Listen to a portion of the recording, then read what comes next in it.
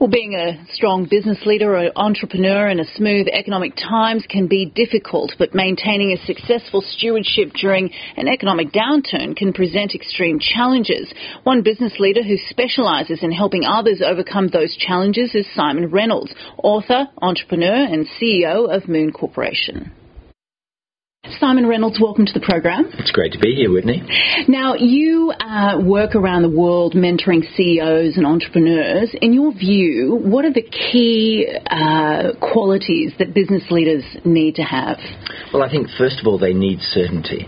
Now, that's very hard in this world to have certainty because we're not really certain of anything in the business world. However, what they need to do is convey a sense that they know where they're going. It's so important because unless you have that, then your people don't get behind you. Second of all, of course, you need a strategy. And that strategy needs two aspects. First of all, a clear direction. Second of all, a series of B plans and C plans if things don't occur as we expect. So what you're saying is flexibility is the key, really? It's absolutely the key, but not flexibility to the point of weakness. Flexibility to the point where I see my direction, I'm dedicated to that direction. I'm not going to change that direction, but my method of getting there may well change. Is that a difficult thing, though, for leaders to achieve when they're dealing with large teams and particularly in large corporations? Oh, undoubtedly. And what tends to happen is at the beginning of the year, a direction is set, and then the CEO or leader never talks about it again, or rarely talks about it again. What I'm a believer in is incessant instilling of the vision, to the point where people go, why does he or she keep talking about that? But once you do that again and again and again, all the way through the year, then the team gets with the program. If it's just something that's announced and then not incessantly followed up, then it tends to have no power. In terms of leadership styles, are there particular trends, or is it really up to the individual to find their own technique and identify their own strengths and weaknesses, so to speak? Well, that's a really good question. I think there is a trend, and it's a subtle one, but I think it's about a holistic leader. In the old days, the leader would put on this mask, a mask of authority, a mask of position, and then they'd go home to their wife and kids or husband and kids, and they take off the mask and be a human. What I'm noticing now more is permission for the CEO, the leader, to be a human, to say, look, I don't know all the answers, and I'm not an emperor. I'm just like you. Can we work together? So there's a real shifting of the hierarchies and of the false image of what a CEO is supposed to be. What do you think has prompted that shift? Do you think it's a societal thing, or is it a generational thing? I think it's a societal thing. I think that people have just got sick of these people purporting to be kings, and they don't want to work under them. And I think partly it's due to the talent drain. You know, the reality is that the very best people in any field can work in any number of companies. So why should they work with someone who thinks they're above them? They want to be included in the leadership process if they're high talent people. Now, as you would be well aware, the global economic climate is not necessarily positive at the moment. You would be in an interesting position to see how this impacts on leaders and, business leaders, entrepreneurs and the like. What's your view on this? Well, I really believe that in every recession or historically in the Depression, there were numerous people building highly successful companies. And I think it's very important not to get too caught up as a leader in the macroeconomic trends, because inside that are a million microeconomic trends for the industry, for the sector inside the industry. So it's very important to not enroll yourself in the concept that things are bad. Having said that, of course, compared to other years, things are not strong at the moment. So what do?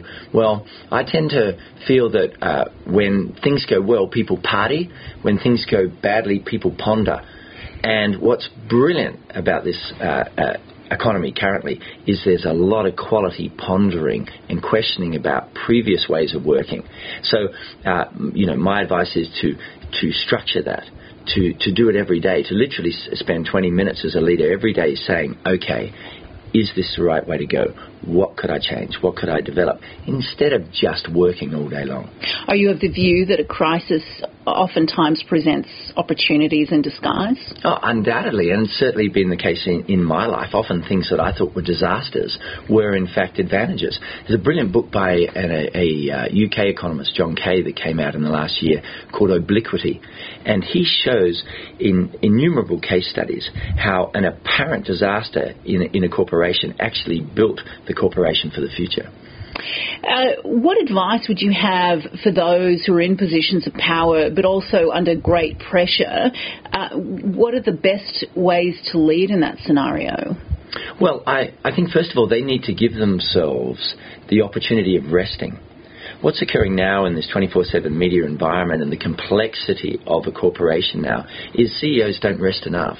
And if you look at the research of the eminent Florida institution, Human Performance Institute, they have shown categorically that when we use rest in a disciplined manner, like the same way we do work, we actually make sure we get the rest, then the CEO performs much, much better. So I think the paramount thing in a situation of hardship is to do what is the opposite of what most people do, is take breaks, rest, recuperate, get centered again, and then go into the battle again. So doing something like that is oftentimes, people say they don't have time to do that. And it can also be, I guess, taking time out and be seen as a sign of weakness. So it's, I guess, quite a challenge for you to communicate that, in fact, no, it's a valuable tool and it's vital. Well, exactly right. Regarding time, I've virtually never met a CEO who's maximising their time. It is such a in-depth field, time management or time mastery, that I don't accept that they don't have time. Number one. Number two, it's a matter of priorities. They have time for what they believe is important. So, as you say, once they truly understand the research on rest, then they'll think it's important. Then they'll schedule it.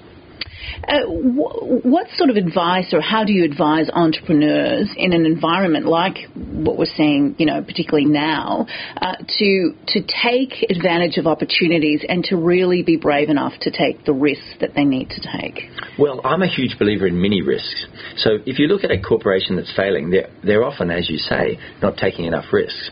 Now, part of the reason is they believe that a risk is a kind of bet the company move. But I think if you center on the concept of mini risks and say, okay, what are 15 mini risks we can take in the next 6 months, then that gets a company moving in a whole lot of interesting directions. And so it's an incremental thing. Very much so. So don't just dive over into a new land that might be terrible for the corporation. Say, okay, let's send special air service commandos out to check out if this will work and this will work and this will work, and take lots of mini risks. Siimon Reynolds, thanks for joining the program. Absolute pleasure.